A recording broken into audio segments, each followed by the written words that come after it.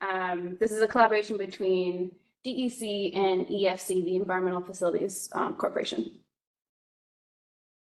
So briefly today, we're going to talk about the grant itself. We'll go over the eligibility, some funding, the Resilient New York program itself, and then we'll touch on some FAQs. So as I mentioned, the Resilient Watersheds Grant is a competitive statewide grant program administered by EFC in collaboration with DEC.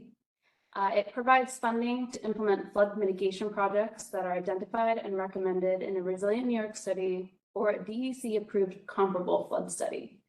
It utilizes Environmental Bond Act funding, and we have at least $45 million allocated for this first round of funding this year. I'd like to focus on this information, however. So our minimum grant amount is $150,000. Our maximum grant amount is $10 million total. We do have a required local match of 10% of the requested grant amount. This will be a cost reimbursement, which will be made by EFC on a cost incurred basis. And our application deadline is Friday, June 6th at 4 p.m. Please don't forget this. This will actually come up a few times in the presentation. It is the same deadline for our DOS grants as well. So eligibility. Our eligible entities are local governments, Indian nations, soil and water conservation districts, not-for-profit corporations such as land trusts, and state agencies. And to be eligible for this grant, you must possess a Resilient New York or DEC-approved comparable flood study by the time funding is awarded after our deadline in June.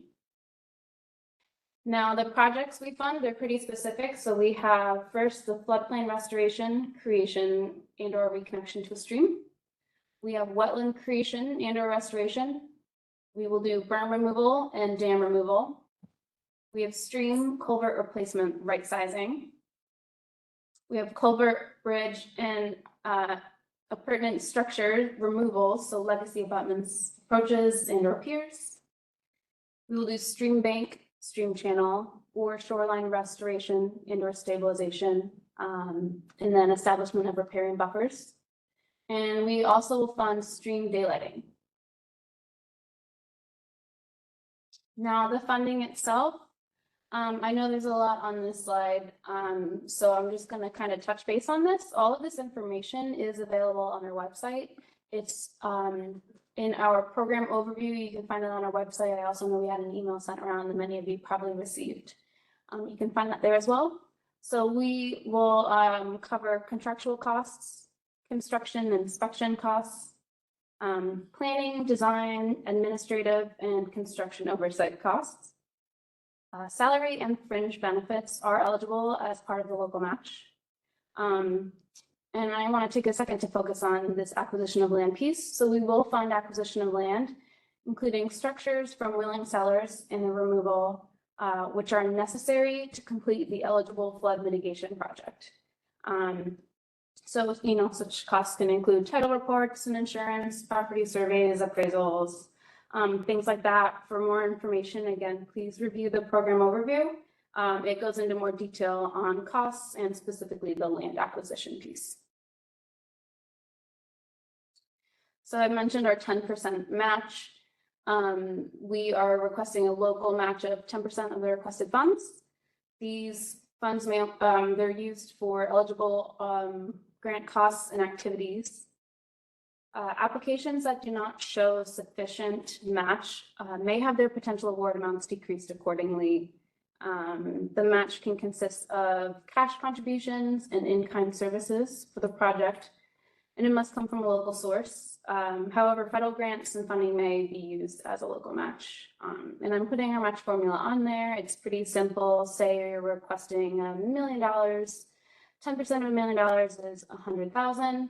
So your required match would be $100,000, and then your total grant amount would be $1.1 million. And I mentioned many times that we require Resilient New York studies, and I've mentioned Resilient New York. I'm on the Resilient New York team, so I wanted to give you an overview as to what we are. So the Resilient New York program was established in November of 2018. At the moment, we have 58 published reports, and 18 studies are underway or upcoming. However, this program is still growing. So we will be conducting new studies in watersheds not yet identified. This is an interactive map that is on our website. I've provided a link to our website. And I'm going to have one of my team members drop our website in the chat. But if you want to go on our website, you can click around and see which watersheds we have included and upcoming. And you can get a little information through this interactive figure. We also have a breakdown of the already published projects underway and then projects upcoming in our on our website. So the Resilient New York program is a collaboration between DEC and OGS with engineering consultants. And the point of our program is to help communities be more resilient to future floods in the face of climate change. So we focus on high impact, flood-prone streams and rivers around New York State. And our engineers create a flood mitigation and resilience report for each watershed. And these reports provide recommendations to reduce flood risks and improve riparian ecology. And we hope to make grant funding more easily accessible and guide implementation with these reports for each watershed. So the point of these studies is to identify problem areas and guide solutions. The studies themselves account for future flows brought about by climate change, and they provide a professional estimate of flood impacts in 3 scenarios. This piece is really important. We try to focus on those future impacts by climate change. So in each report, you will see the existing conditions, the future condition if there's no action, and then you'll also see the future condition with the proposed project actually implemented. And I want to reiterate that our program is trying to help you find funding. These reports clear the path to securing grants. These are licensed engineered, stamped flood reports. They are sufficient for grant applications. So no additional engineering or pre-planning is actually needed to apply for funding once you receive a Resilient New York watershed report. Here's a quick example of a really great figure from one of our studies conducted by some engineers.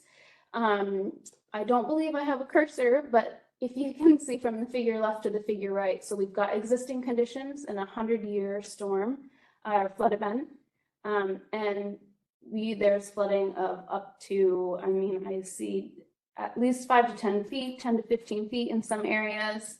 And with the removal of 2 dams, so there is Little Cheesy Dam up near the top, kind of by that, it looks like an arrowhead. And then we've got the W.H. Minor Dam, dam number 2, about halfway down the figure on the left side. And then with our recommendation of removing the dams, you can see that the flooding is almost completely mitigated. What you can see on that second figure, the proposed conditions by removing the dams, there was actually complete flooding of some buildings in residential areas. So by implementing these projects, we can reduce flooding greatly for our communities. And I mentioned many times that if you don't have a Resilient New York study, we are allowing DEC approved comparable studies. So you're probably wondering what those are. So our comparable studies, similar to the Resilient New York studies, they must include HEC-RAS hydraulic modeling or a comparable hydraulic analysis that evaluates the effectiveness of the projects in reducing the water surface elevations. They must incorporate future flows, storm surge, and/or sea level rise where applicable, anticipated from climate change as part of the hydrologic and hydraulic analysis. These reports must be prepared by a licensed New York State professional engineer. And our flood studies must have been completed in the last 15 years. We've gotten many questions already about you know, certain projects maybe or reports completed in the 1970s, and those just are no longer relevant with today's infrastructure and changing landscapes. And then we are requiring some attachments as part of the application process. So we would like to receive a copy of the final version of the completed comparable study, a map of the project site that will need to be uploaded as a separate file. If the project is wholly or partially in a floodplain, we are asking you to attach the applicable floodplain map with the location of the project indicated on that map. And an inundation map would be great. ArcGIS shapefile would be preferred. I know that's not possible for all of you. And a thing to note is that in our application, it actually has questions where it says, please upload the comparable study and please do this. So this will be laid out for you during that application process. So I wanted to go over some quick FAQs that we've received and that we kind of anticipate from our audience. So where can I find more information about the Resilient New York program? So I've mentioned our website. If you look up Resilient New York or New York State DEC, you can find us pretty easily. We're specifically the flood recovery and resilience page on the DEC website. And you can find all of our published studies. Some more information, you can go ahead and actually open those flood studies to see what we're looking for, what we kind of use as our standard that we will be comparing our comparable studies to. So why won't my study upload? I do know that a lot of these engineer reports can be quite long. So if you're having issues uploading your study during the application process, please reach out. Don't hesitate to reach out. You can contact the Resilient New York team at resilientnewyork@dec.newyork.gov, or you can call 518-402-3805. Can an applicant submit more than one RWG program application? So yes, we are allowing this. Eligible applicants may submit up to 2 applications per round of funding, with a maximum of 3 distinct projects per application. That means you can submit for a total of 6 projects within this first round of RWG funding. If multiple projects are submitted, the applicant should clearly rank or prioritize project implementation within the application. There is also a question in the application that is requesting you to rank multiple projects if you have multiple projects. So please complete that question, but you can also allude to this in other sections of the application as well. And so we've mentioned that you can apply for up to 3 distinct projects, but what exactly is considered a distinct project? So a distinct project is an individual project, such as replacing an individual undersized culvert. If interested in replacing multiple culverts, an applicant can include up to 3 culvert replacements per application. However, some projects are more complex, such as dam removals, and they often involve several project components beyond just removing the dam structure itself. You know, there's going to be stream bank stabilization or establishing riparian buffers within that previously inundated area. So in this example, stream bank stabilization and riparian buffer plantings are integral components to the dam removal project. They're necessary to ensure a successful project and therefore would be considered a component of that individual flood mitigation project. And I know this was a lot of information. We have some other FAQs that we have posted to our website. So please don't hesitate to start looking through those. And we will also have a brief Q&A at the end of this presentation. So next steps, apply. So our application, as well as DOS grants, are part of the consolidated funding application. To find this, there's a link provided, but you can look up New York State Consolidated Funding Application. We've also sent these out in an email, but you can apply to all 3 grants that will be presented today through one application on the CFA. If you have any questions or comments, please don't hesitate to email or call the Resilient New York team. And you can also, again, visit our website to learn more. There's a lot of great information on our website. And I'll reiterate, the applications are due Friday, June 6th at 4 p.m. So don't wait to apply. You have a couple months now, so you can start that application process whenever you like. And thank you. So I have the rest of my team mentioned on this slide. However, when it comes to contacting specifically about the application, we ask that you use the email provided. That's again resilientnewyork@dec.ny.gov. And then you can contact myself, Madison Moore, the research scientist. My number is 518-402-3805. I'm just going to leave this here for one more second. And now we're actually going to turn this over to DOS. We are joined by Jeremy Campbell, and he's going to go over the grant applications available with the state.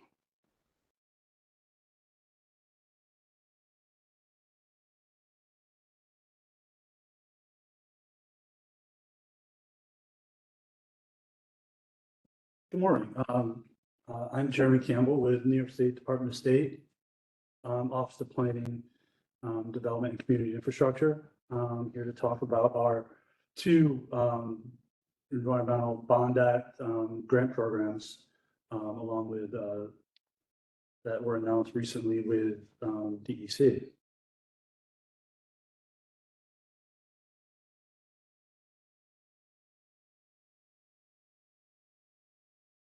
So to start, we have two programs that are available through this year through the Bond Act, our Coastal Rehabilitation and Resilience Projects Program and our Inland Flooding and Local Waterfront Revitalization Program implementation projects. Much like the DEC program, our application due date is Friday, June 6th at 4 p.m.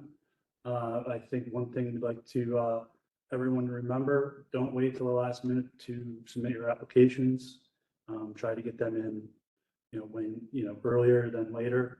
And people can tend to wait till the last minute and have issues getting things submitted.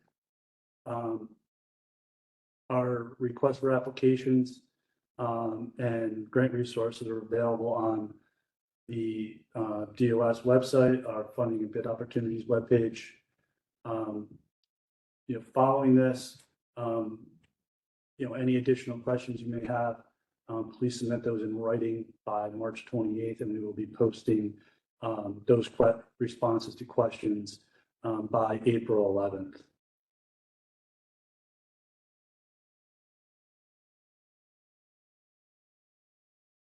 So for our two programs, our Coastal Rehabilitation and Resilience Project grants, we have at least 20 million available for this round, with a minimum project amount of 300,000.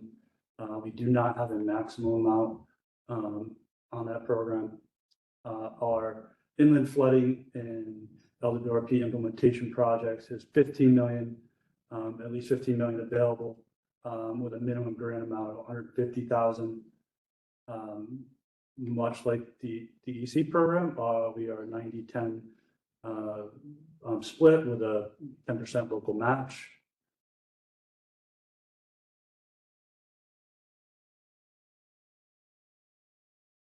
So for both of our programs, one of our main priorities that we're trying to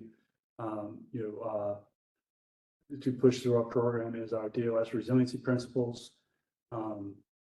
Looking to know, avoid it, and reduce it.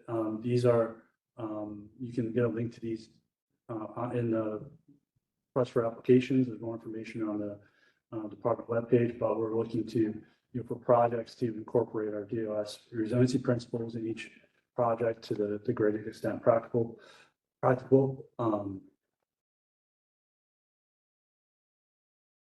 So I'm going to get into more specific details on the coastal rehabilitation program. First, eligibility, municipalities, county, cities, towns, villages, Indian nations, not-for-profits, stormwater conservation districts, New York State agencies and authorities, These projects must be, are to be located in the New York State coastal areas draining the New York State coastal area, or within the coastal mountain resource boundary. These are areas of the state that by DOS programs we've chosen for eligibility. To be a little bit more clear, I'll go to the next slide. This is essentially the eligible area for applicants for the Coastal Rehabilitation Resilience Project Program. All this, and this is available on our DOS website, our funding and bid opportunities page, along with the RFA and all their grant information for each of our programs. So activities, we're looking to fund implementation projects or construction projects that can include design and construction. Any design work must be followed, include construction or simply construction projects. Projects must be performed on public property owned by the applicant. Projects that must be identified or implement goals outlined in a state, regional, or local management plan, program, or study. These are some of the examples. There's many more examples in the request for applications, and that is not an exhaustive list of studies or plans. Ultimately looking for applicants to submit projects that are part of a larger plan, and have some, or at least 30% design complete on those projects, and have good cost estimates as to what the project's going to entail.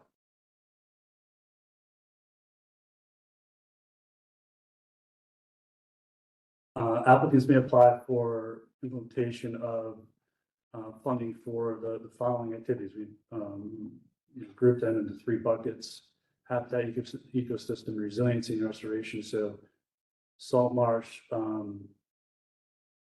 seagrass, stream bed restoration, wetland restoration, wildlife barrier projects, dam removal, and climate resiliency and risk reduction, floodplain reconnection, culvert right sizing, and stormwater management, green infrastructure, stormwater retrofit projects. Looking for projects that are going to help reduce flood risk, throughout New York State. Applications may include projects or applications with multiple projects or multiple activities in multiple locations, as long as they're similar in type and clearly address common critical issues in a management plan program that they identify.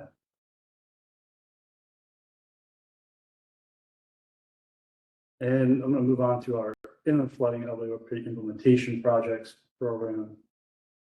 The eligibility for this program is a little bit more restrictive. This program is village, town, or city located on New York State coast and inland waterways as designated pursuant to Executive Law, Article 42. Put that in simple terms, applicants must have a complete or substantially complete local waterfront revitalization program or a relevant LWRP component, such as a watershed management plan funded by DOS. So essentially, eligible applicants would have already received DOS funding for a local waterfront revitalization program and have that plan, program complete or substantially complete.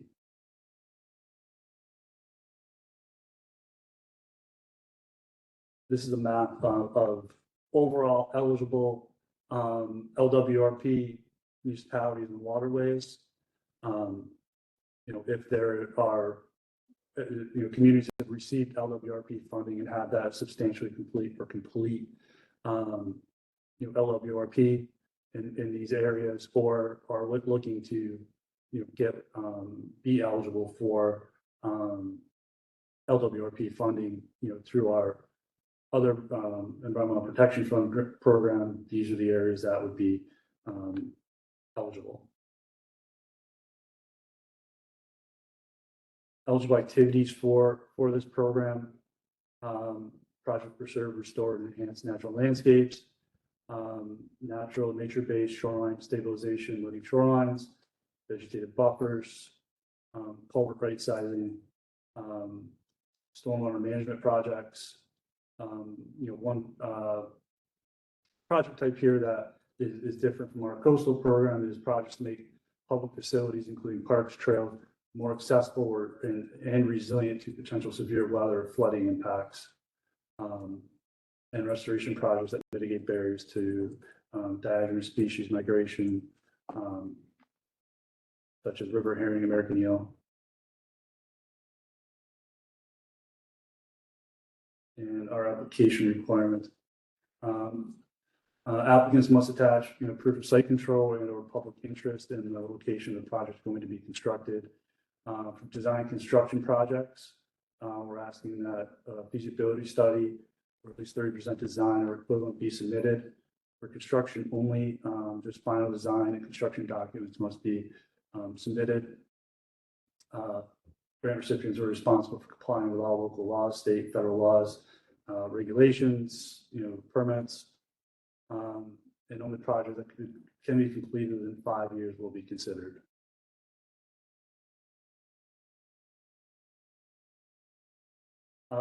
Here, the eligible and ineligible costs, personal services, non-personal services, grant administration up to 15%, ineligible costs, indirect and overhead, salaries for, expenses of elected officials. This is all listed in our request for applications. So I would encourage everyone to go and also read through our request for applications to get further detail on what is eligible and ineligible for each project. Once again, to make everyone aware and remind, because this is a different cost share than a lot of grant programs, 90-10 split. And applicants must identify the amount, type, and source of eligible local match and demonstrate that that has been secured at the time of application.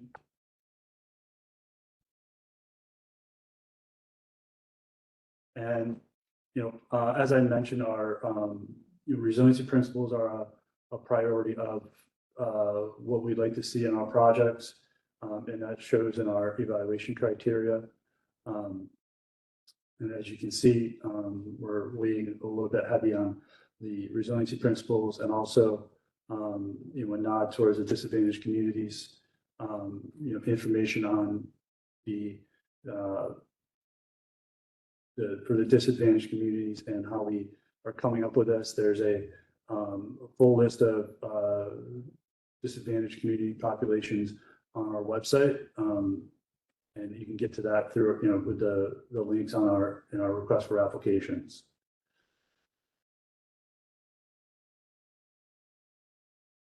And that is all I have. Thank you for joining us this morning. All right, thank you very much. Yeah, Kurt, go ahead and take it over. We see that you've all been active in the chat. Yeah, it's been very active in the chat. I don't know exactly what has been answered and what hasn't been answered, but I'll try to take up where you guys left off as far as answering questions in the chat. From Valerie, I see there's a question. Can this program cover a wave attenuation project in Lake Erie to reduce flooding and damage to the shoreline?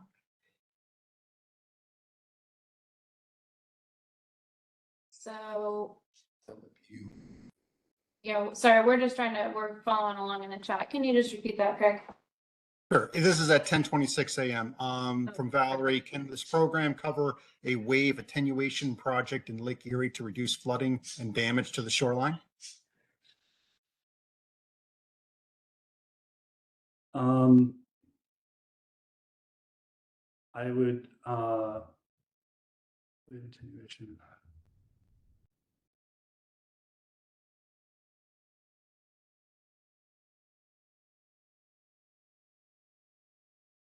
I can't speak specifically to the eligibility of a particular project.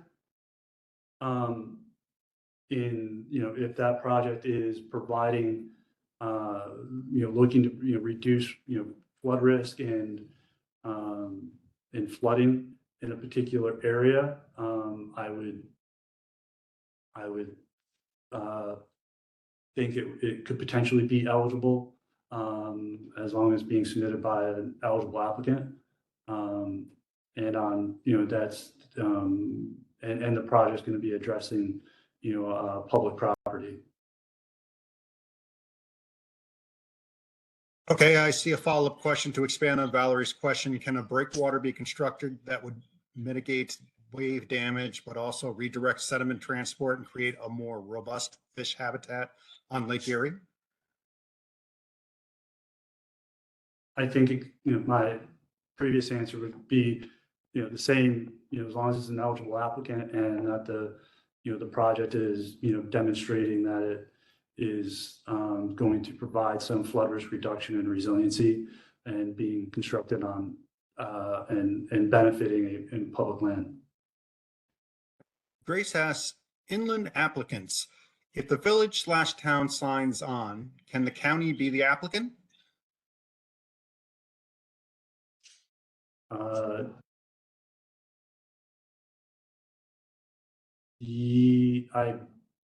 Yes, the eligibility criteria for the inland is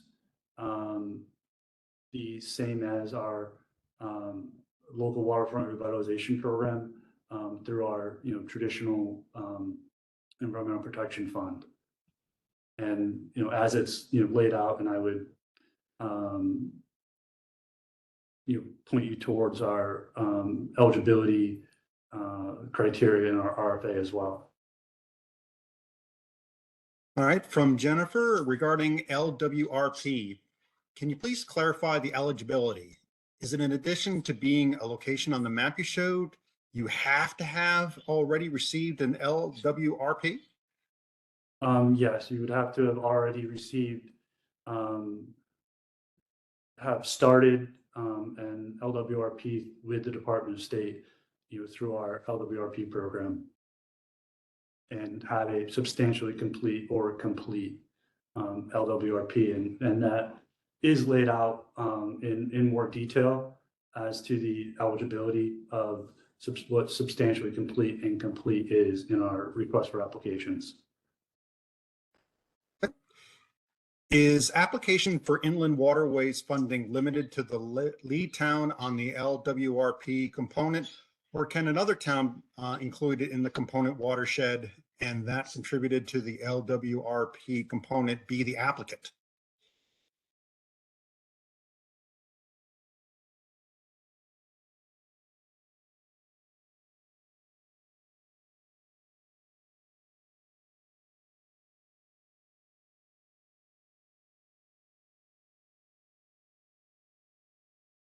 I do not know I cannot answer that question right here on the spot.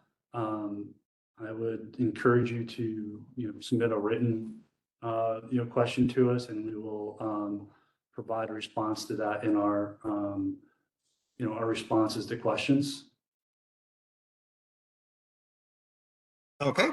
Would a floodplain management study completed by the Army Corps of Engineers be applicable?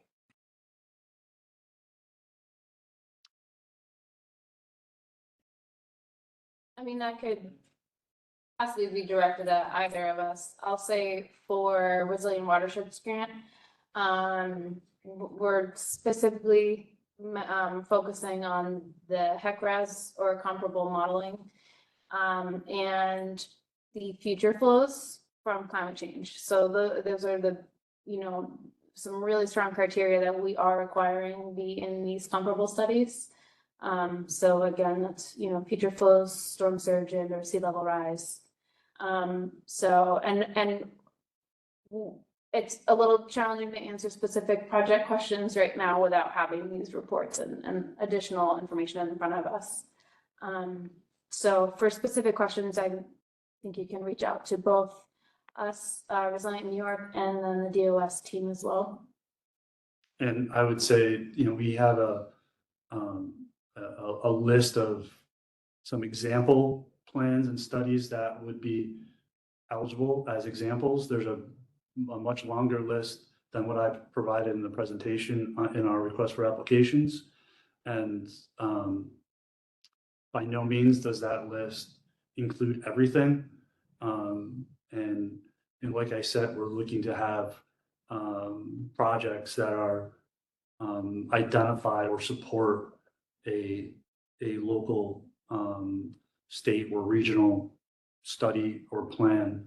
So, and projects that are part of just a larger plan. So I would point you towards, that in our RFA. And, as Madison said, it's difficult to, without seeing the application, to come up with that determination and the specific project. All right, what is the required period of performance for the RWG grant?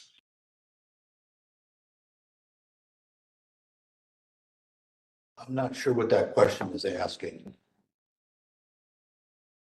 Okay, Esther, if you could pose that question in a different way, it'd be appreciated. Is there a list and or map of municipalities that have DOS approved watershed management plans? I found a list of watershed plans online, but I'm wondering if there's anything broken down municipality by municipality or a GIS file of the watersheds that have approved plans. There is, and it's on our Department of State website as part of under the local waterfront revitalization program. And there's a list there of the approved watershed management plans. Okay, can the match be federal? Yeah, for both DEC and DOS, so all three grants, the match can be federal. Will there be other cycles for these grant programs next year? Yes, for all three programs. There's, we plan on having subsequent rounds of funding as we move forward. And I believe on the Resilient Watershed Grant side, we can confirm 5 cycles of funding moving forward. All right, will the grants allow for personnel costs for site assessment, surveys, et cetera, to inform design or post-construction monitoring and adaptive management?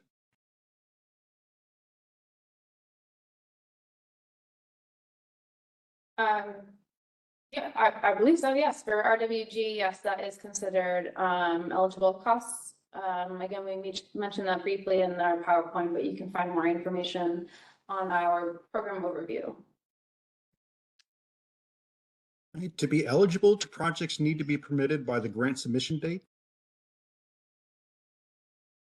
For us, no, but they need to have, identify where they are in the process and begin to start reaching out to the regulatory agencies to get those permits in place. And for Resilient Watersheds, nope, you don't need any permits during this application process. Once grants and funding are awarded, we'll move forward with permitting. How long are the grant periods?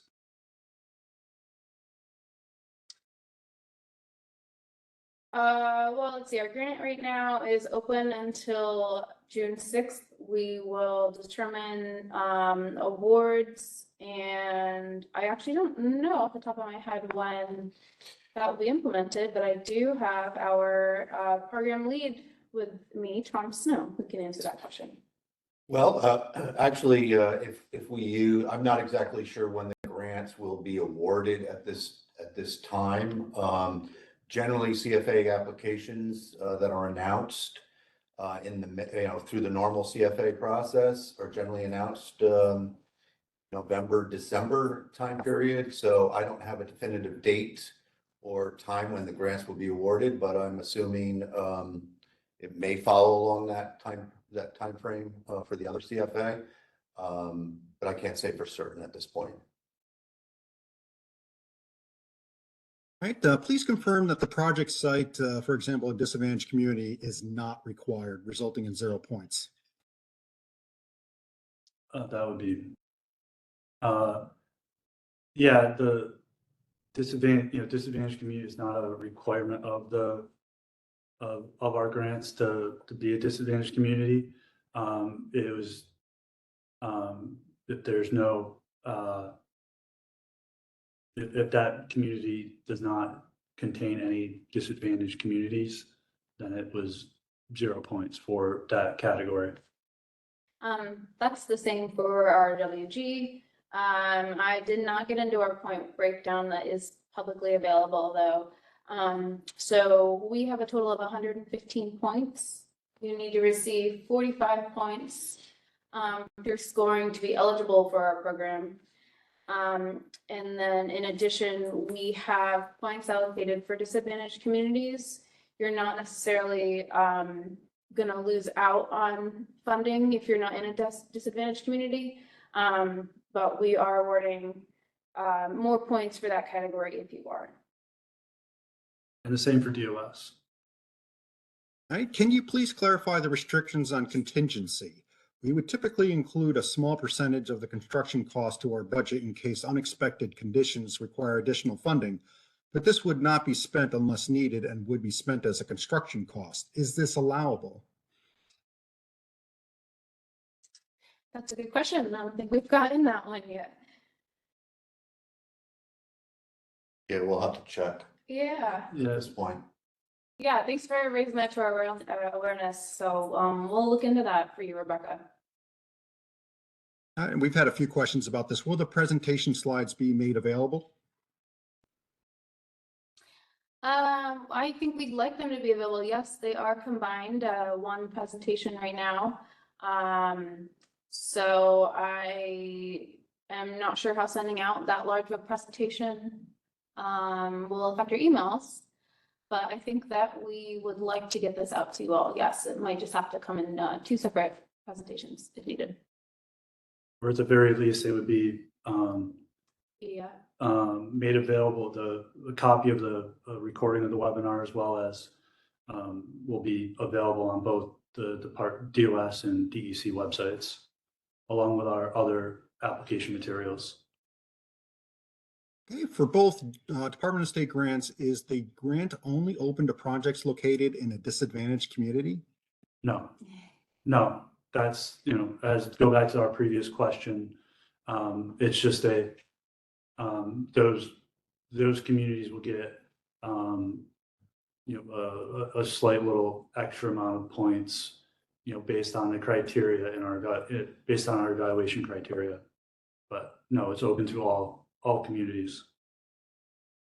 that are And out when there. are the grant? Okay, I'm sorry. Did you need to add? No, that's it. Okay. When are grant awards being announced? Yeah, again, unfortunately, we don't have a specific date. Historically, that time frame, as Tom mentioned, is near November, around the holidays. So that we will likely be providing updates once that's done. Yeah. When To be will a determined. US FWS Federal Partners for Fish and Wildlife Service Agreement establish public interest in a project sufficient for Department of State?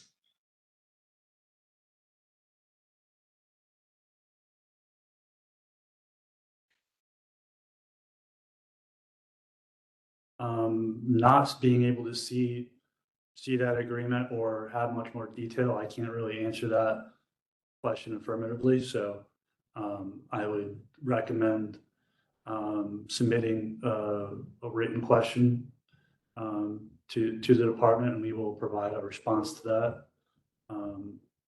by April 11th. Okay.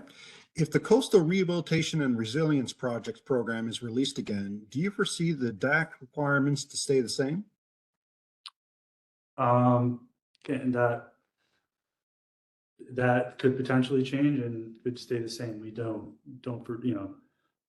we're, would like to see where we go with this round, and things could be potentially revisited as they often are from round to round with different programs. But at this point, I can't really comment on what will change and what will not in subsequent rounds. And I can chime in with another update. So, the state is working to update the DAP requirements. They've not been released. But I think we're looking at a spring or summer, update. So future rounds of funding, at least for Resilient Watershed Grant, would implement those newer updated requirements or,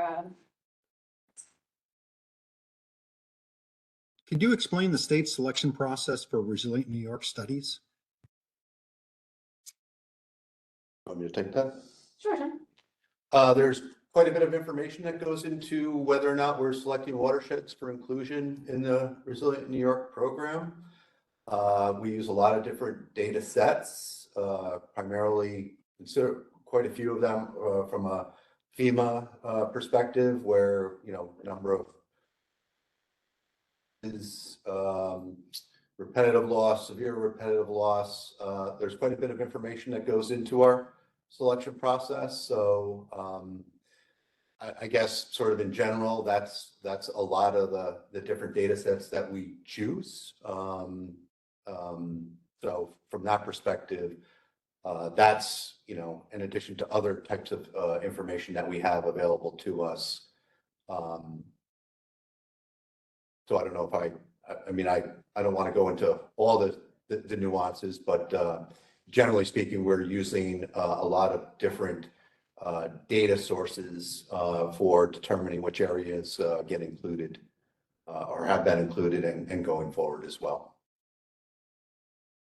All right. Are watershed management plans prepared under non-Department of State grant funded programs be considered eligible for inland funds? There, as I mentioned, it's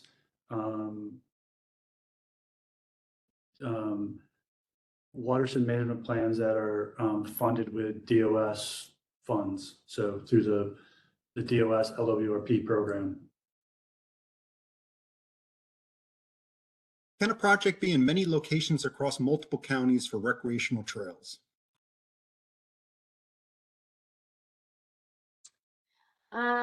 So I'm not sure who this question is for. I can say for the Resilient Watershed Grant, our watershed studies focus on high-risk areas. And within a flood report, you'll have a handful of high-risk areas and then another handful of project recommendations per high-risk area. And they actually, depending on the watershed, it can cross county or you know, municipality lines. So that's definitely not a program or an issue for the RWG program, as long as, again, you just specify which projects you're looking to implement and include all of the necessary maps. Again, I think the emphasis there, as Madison is pointing out, is it's got to be identified. It's got to be a Resilient New York watershed, and then also or a comparable study. It's so if the trail is part of that analysis and was identified, specifically recommended projects on that recreational trail identified in the studies, then yes, they would be potentially eligible. Okay, so if a coastal project may be appropriate for the program, what software modeling should be used? And in parentheses, they say HECRAS would not be appropriate. Guessing that's mine. So We haven't specified in our RFA as the type of modeling that should be used. So that would be up to the applicant, but I would, you know, look at you know, existing standards with, you know, with other agencies and such that are out there for doing those types of projects that are consistent would be most helpful. And you know, with that particular, to show us how the project's going to be, implemented and the benefits. And if it actually is if that is a resilient watershed question, so our consultants at least would still have completed HECRAS modeling.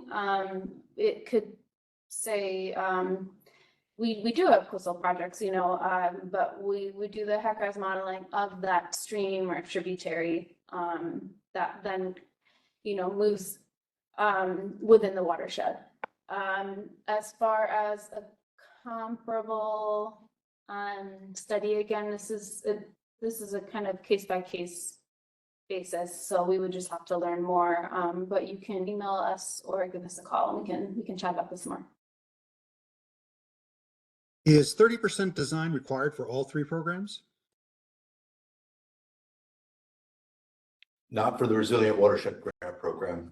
As Madison mentioned, if it's been identified and evaluated within the Resilient New York study, that's basically your price of entry into the Resilient Watershed Grants Program. So when we developed our studies, we wanted enough detail to know that the project was going to have a meaningful benefit to flood reduction.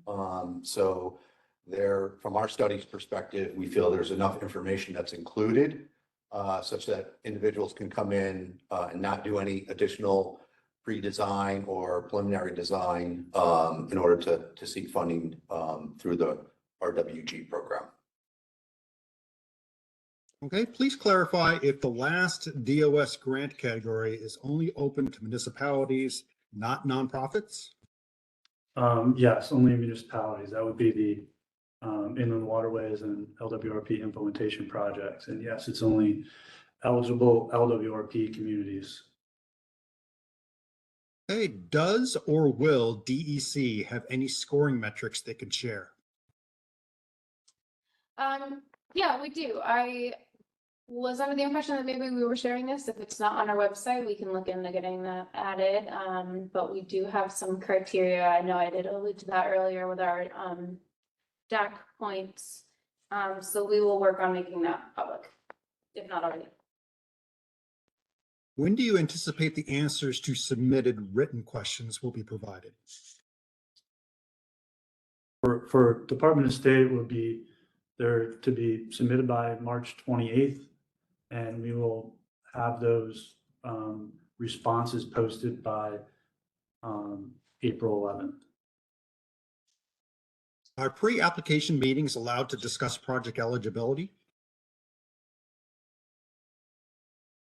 I don't know if a meeting is necessarily appropriate, but feel free to shoot us an email or give us a call, and we can go over, again, for resilient resilient watershed grants. Again, specifically, the project will need to be recommended in a Resilient New York report or in a comparable study report.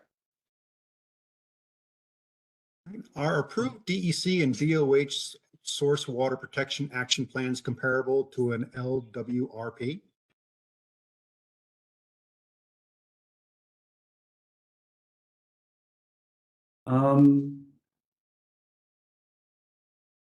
I would, if they're comparable, no. I'm thinking you're getting towards a watershed management plan, and I think that's no as well. I think with the LWRP program, it's watershed management plans funded by, with DOS funds.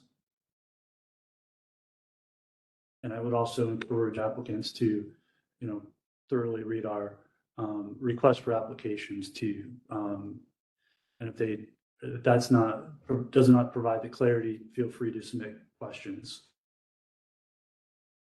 All right, the project must be completed in how many years or months? Yeah, that's not specified for our program. We, anticipate that most projects might take several years once there's permitting and yeah. Yeah, realistically, and many of these projects could be culvert or bridge related, dam related. So we would anticipate just a few years to get these projects completed. And, state contracts are typically up to 5 years. So we would, at DOS at least, we would like to see them no more than 5 years. And, the sooner they can get completed, the better. And I think that looks, that also is a, a component of what, part of the evaluation of applications as they come in. I see we have a few minutes left, so I'll try to squeeze in one or two more questions. Does the DEC EFC application require a benefit cost analysis? No, that's not required. How many rounds of RWP are anticipated? And what is the total amount available in the 2-2 Bond Act? If this is RWG, we've got, about 5 rounds are anticipated. And for this first round, we have a minimum of $45 million available that is subject to change with future rounds. If this is LWRP, however, I don't know if this is RWG or LWRP, it's a slightly off acronym. Yeah, we're, at this point, we know, there, at least this year we have, 20 million for our coastal and LWRP 15 million, and anticipating, at least comparable levels in future years. All right. Do you know how many future grant cycles there will be? Depends on how long the Bond Act funding lasts. We're anticipating at least 5 for the Yeah. Resilient Watershed Grant Program. Okay. There's 1 minute left. I'll leave it up to you guys to make your closing statements. Yeah, I want to thank Maria, who's been chiming in on the chat, answering a lot of these questions. So hopefully we were able to answer a number of the questions regarding Resilient New York. Please reach out via email or give me a call if you have specific questions. The last thing I want to reiterate is that our projects are for study recommended projects. So that's a Resilient New York study or a comparable study. And please use our criteria posted online to determine the comparable studies. We also have many examples on our website. So please look through those. That'll give you a really good idea of what we are looking for exactly. And I'd like to thank everyone for taking the time this morning to join us, and encourage everyone to, review our request for applications for both DOS programs, and any questions you may have, feel free to provide those, written questions, to the department by March 28th, and we'll do our best, and we'll get those responses, posted by April 11th to help you, work on completing your applications. And reminder that the applications are due on Friday, June 6th. So 4 p.m. at 4 p.m. Thanks, everyone. Thank you very much. Thank you, everyone. Have a great day.